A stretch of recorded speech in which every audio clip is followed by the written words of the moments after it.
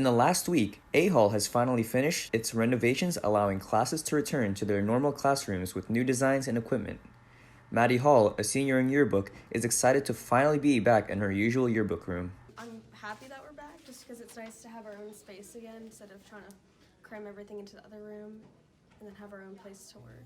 I like that they painted all the walls and that it's kind of more cohesive because earlier they were all different colors and now it's all just white and clean and the floors are dark, so it just looks cleaner in general. Spanish teacher Eligio Mares also experienced a positive feedback from the students. I think updating is good. I think there's going to be a lot of good stuff. I know that one of the classes, a new classroom that I had to go to yesterday, there was a brand new classroom, and I don't know, I can't really explain, but there was a new kind of like positive energy from my students that they were more willing to like participate in this new classroom.